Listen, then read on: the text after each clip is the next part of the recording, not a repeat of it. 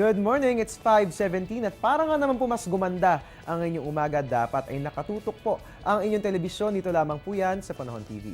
Ngayon nga po, alamin na po natin yung magiging lagay ng panahon sa mga susunod na araw dahil nga po midweek ngayon at nalalapit na nga po ang weekend. So dapat alam po natin ang magiging lagay ng ating panahon para makapag-schedule po tayo ng ating mga gawain. Sisilipin po natin yan sa 3-day weather forecast ng Pag-asa. Unahin nga po natin ang lagay ng panahon sa Baguio. Magiging maganda naman po ang ating weather simula po yan bukas at magtutuloy-tuloy po yan hanggang sa Sabado. Perfect po yan para sa mga mamamasyal at ganun din sa mga gigimik na magbabarkada. Dito naman po sa atin sa Metro Manila, bukas nga po magiging maganda ang ating panahon. Kaya nga lamang po sa Biyernes, pagandaan po natin yung maulap at maulang panahon. So magbaon po tayo ng payong ha. Pero wala naman po dapat alalahanin, Mami, no? Dahil nga po pagsapit ng Sabado, walang magiging balakid sa iyong paglalaba at pwede mong gawin yan, no? Dahil magiging maganda na muli ang lagay ng ating panahon.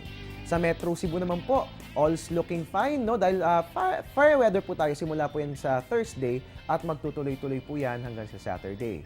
At sa Metro Davao naman po, gaya ng inyo nakikita, magandang panahon din po ang ating mararanasan bukas at magtutuloy-tuloy po yan hanggang sa Sabado. Kaya nga lamang po, no, babala lamang po. Kasi gaya ng ating nakikita, may mga icon pa rin po ng mga pag-ulan at mga pagkidlat. So ibig sabihin po niyan, posible pa rin po tayong makaranas ng isolated rain showers or thunderstorms. At bilang panguli, sa Zamboanga, magiging maganda rin po lagi ng ating panahon simula po yan bukas at magtutuloy-tuloy ang good news hanggang sa araw ng Sabado.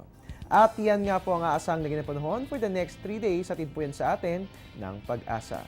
At silipin na rin po natin ngayon ang magiging lagay ng panahon sa mga piling bakasunang lugar sa ating bansa.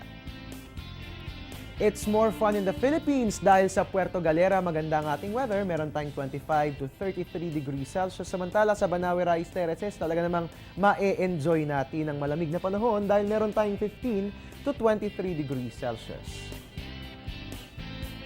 Sa El Nido, Palawan po, magiging masarap ang inyong pagligo dyan sa mga dagat, no? Dahil mainit ang ating panahon. Perfect na perfect po yan. Ganon din sa Boracay at saka sa Camiguin, no? At, pero bagaman maganda yung panahon, asahan pa rin po natin yung isolated rain showers or thunderstorms. Yung temperature nga po natin, maglalaro po yan between 24 to 32 degrees Celsius. Samantala sa Naga, makararanas po tayo ng bagyang mababa dahil aabot po ng hanggang 23 degrees Celsius yung temperatura natin dyan. At mga kababayan, sa ating pagbabalik, tayo'y muling mamamasyal sa labas, no? At tayo'y makikisaya sa Le Tour de Filipinas at dahil nga po ngayon ay third leg na nito. Alamin po natin yun kung ano nga bang mga dapat asahan sa third leg ng nasabing event. Ang tabayanan po mga kapanapanabik na updates na yan sa pagbabalik ng Panahon TV.